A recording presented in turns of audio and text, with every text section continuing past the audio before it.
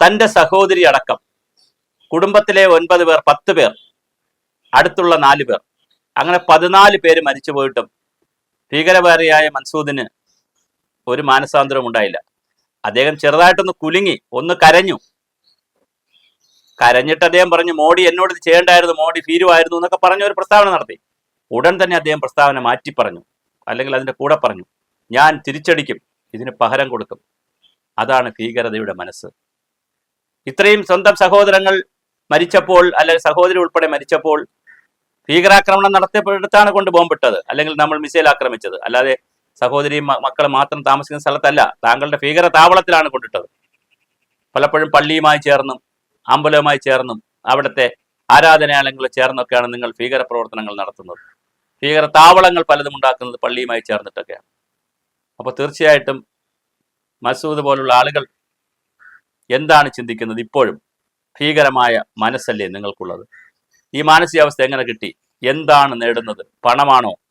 ഭീകരതയിലൂടെ നേടുന്ന, ഭീകരവാദത്തിന് വേണ്ടി മരിച്ച് ഭീകരതയിലൂടെ നശിച്ചില്ലാതായാൽ കുടുംബത്തിന് കിട്ടുന്ന പണമാണോ?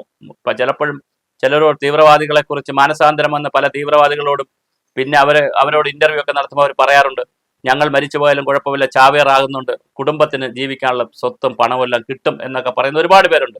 പക്ഷെ കുടുംബം തന്നെ ഇല്ലാതായാൽ, ആ പ്രദേശത്തെ ജനങ്ങളില്ലാതായാൽ, തൻ്റെ സങ്കേതമില്ലാതായാൽ, തൻ്റെ ആയുധങ്ങളില്ലാതായാൽ പിന്നെ എന്തിന് കിട്ടിയിട്ട് എന്താണ് നേടാനുള്ളത്? അതുപോലെ മൻസൂദുമാർ അറിയേണ്ടത്, അൽഖ്വയ്ദമാർ അറിയേണ്ടത്, എന്താണ് നിങ്ങൾ ഭീകരവാദത്തിലൂടെ നേടുന്നത്? ഭാരതത്തിലെ നിരവധി തവണ, അവസാനം പൽഗാമിൽ 26 പുരുഷന്മാരെ നിങ്ങൾ കൊന്ന് വനിതകളുടെ കണ്ണീരെടുത്തപ്പോൾ നിങ്ങൾക്ക് മനസ്സിലായില്ലേ, മനുഷ്യനായാൽ ദുഃഖം വരും, സങ്കടം വരും, ഉറ്റവരും ഉടയവരും കൺമുന്നിൽ വെച്ച് മരിക്കുമ്പോൾ അത് മറ്റ് ഭീകരരാൽ വന്ന് കൊല്ലുമ്പോൾ, വെടിയേറ്റ് മരിക്കുമ്പോൾ തീർച്ചയായും അതിൻ്റെ ആഘാതം വളരെ വലുതായിരിക്കും, ദുഃഖമായിരിക്കുമെന്ന് മൻസൂദിന് ഇപ്പോഴും മനസ്സിലായില്ല എന്നുള്ളത് ഒരുതരം വല്ലാത്തൊരു അസുഖമാണ്. തീർച്ചയായിട്ടും ഭീകരവാദികൾക്കെല്ലാം ഇത് പാഠമാകേണ്ടതാണ്. നിങ്ങൾ എന്തിനാണ് ഈ ലോകത്ത് ഭീകരവാദം പറയുന്നത്? നിങ്ങൾ മതത്തെ കൂടി കൂട്ടുപിടിക്കുന്നു, മതവൈര്യത്തെ കൂട്ടുപിടിക്കുന്നു, മത തീവ്രവാദം പറയുന്നു. എന്തിന്? നിങ്ങളുടെ മതത്തിൽ ഇങ്ങനെ പറഞ്ഞിട്ടുണ്ടോ?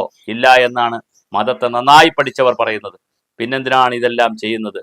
നിങ്ങൾ ജിഹാദ് വിളിക്കുന്നു, നിങ്ങൾ അതുപോലെ തന്നെ വളരെ ഗൗരവമായ തരത്തിൽ മറ്റു രാജ്യങ്ങളിൽ പോയി മത തീവ്രവാദവും മത ഭീകരവാദവും നടത്തുന്നു. വളരെ സെലക്റ്റീവായ ആളുകളെ കൊല്ലുന്നു. എന്നിട്ട് മതത്തിന് ഭീകരതയില്ല, അല്ലെങ്കിൽ ഭീകരതയ്ക്ക് മതമില്ല എന്ന് പറയുകയും ചെയ്യുന്നു. ഇതെല്ലാം കൂടി എങ്ങനെയാണ് ശരിയാവുക? ഒരു പ്രദേശത്ത് ചെന്ന് അവിടെ ആളുകളെ വിളിച്ചു വരുത്തി അതിൽ മുസ്ലിം ഉണ്ടോ, ഹിന്ദു ഉണ്ടോ, ഇസ്ലാം ഉണ്ടോ, ക്രിസ്ത്യാനി ഉണ്ടോ എന്നൊക്കെ വേർതിരിച്ച് മനസ്സിലാക്കി ഹിന്ദുക്കളെ മാത്രം വിളിച്ച് അവരിൽ കലിമ ചൊല്ലാൻ പറഞ്ഞ് അത് ചൊല്ലാത്തവരെ സുന്നത്ത് ചെയ്തിട്ടുണ്ടോ നോക്കുന്നു. അതും ചെയ്തിട്ടില്ലാത്തവരെ തെരഞ്ഞു പിടിച്ച് വെടിവെച്ച് കൊന്ന് ബന്ധുമിത്രാദികളുടെ മുന്നിൽ വെച്ച് കൊന്നതിന് ശേഷം ഭീകരതയ്ക്ക് മതമില്ല എന്ന് പറയുമ്പോൾ അതൊരു വല്ലാത്തൊരു ചർച്ചയാകുന്നു. തീർച്ചയായിട്ടും മതങ്ങളിലെ ആളുകൾ ഗൗരവമായി ആലോചിക്കണം, അല്ലെങ്കിൽ അവർ തള്ളിപ്പറയണം.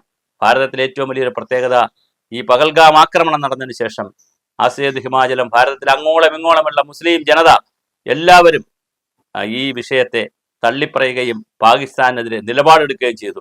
അത്രയും നന്ന്. തീർച്ചയായിട്ടും മൻസൂദുമാരുടെ ഭീകരവാദികൾക്ക്, എല്ലാ ഭീകരവാദികൾക്കും മനസ്സൊന്നാണ് ലോകത്തിലെ. അവർക്ക് മനുഷ്യത്വമില്ല, അവരുടെ മുന്നിൽ മനുഷ്യരില്ല, അവരുടെ മുന്നിൽ ബന്ധങ്ങളില്ല. പക്ഷേ ഒരു നിമിഷം ബന്ധമുണ്ടെന്ന്, ഒരു നിമിഷം സഹോദരിയെ മരിച്ചപ്പോൾ, കൂടപ്പുറപ്പുകൾ മരിച്ചപ്പോൾ അങ്ങനെയും ബന്ധങ്ങൾ ഉണ്ടെന്ന് മൻസൂദ് തിരിച്ചറിഞ്ഞു. അത്രയും നന്ന്. പക്ഷെ തൊട്ടടുത്ത നിമിഷം അദ്ദേഹം പറഞ്ഞു, ഞാൻ തിരിച്ചടിച്ചിരിക്കും. എന്താണ് ഇതിൻ്റെയൊക്കെ അർത്ഥം? ലോകത്തിലുള്ള എല്ലാ ഭീകരവാദികൾക്കും ഇതൊക്കെ പാഠമാകേണ്ടതാണ്. ലോകം ഇത് കണ്ടു പഠിക്കേണ്ടതാണ്. തീർച്ചയായിട്ടും മൻസൂദുമാരെ ഇനിയും സൃഷ്ടിക്കപ്പെടരുത്. അൽഖ്വയ്ദമാർ പണി മതിയാക്കണം. ലോകത്ത് ഭീകരത തുടച്ചു നീക്കിയേ കഴിയൂ. മതത്തിന്റെ പേരിൽ, തീവ്രവാദത്തിന്റെ പേരിൽ നിരപരാധികളായ സാധാരണക്കാരായ മനുഷ്യരാണ്, ടൂറിസ്റ്റുകളാണ് ഏറ്റവും കൂടുതൽ അപകടത്തിൽപ്പെട്ടും ഇതുപോലത്തെ പ്രശ്നങ്ങളിൽപ്പെട്ടും മരിക്കുന്നത്. അത് തിരിച്ചറിഞ്ഞുകൊണ്ടുള്ള പുതിയ ഒരു ലോകക്രമത്തെക്കുറിച്ച് നാം ചിന്തിക്കണം. യുദ്ധമൊന്നും ഒന്നിനും പരിഹാരമല്ലെന്ന് നമുക്കറിയാം. പക്ഷേ അനിവാര്യമായ യുദ്ധങ്ങൾ ഒഴിവാക്കപ്പെടുന്നത് എങ്ങനെ? ചിലപ്പോൾ അനിവാര്യമാകും യുദ്ധം, യുദ്ധമെന്ന് പറയുന്നത് സാഹചര്യത്തിൻ്റെ സൃഷ്ടി കൂടെയാണ്. അത് ബോധപൂർവം ഉണ്ടാക്കുന്നതിനപ്പുറം സാഹചര്യം അങ്ങനെ വന്നാൽ യുദ്ധമെങ്കിൽ യുദ്ധം എന്ന് തന്നെ പറയേണ്ടി വരും. തീർച്ചയായിട്ടും ഒരു യുദ്ധത്തിലും അന്തിമ വിജയികളില്ല എന്നുള്ളതും ചരിത്രത്തിൻ്റെ യാഥാർത്ഥ്യമാണ്. മൻസൂദുമാർ ഇത് തിരിച്ചറിയണം.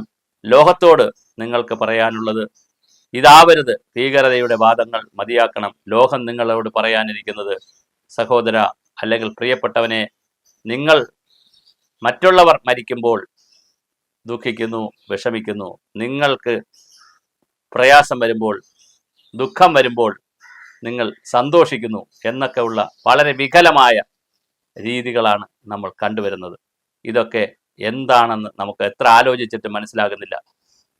തീർച്ചയായിട്ടും ഉറ്റവർ ഉടയവർ പോകുമ്പോൾ നമുക്ക് ദുഃഖിക്കും.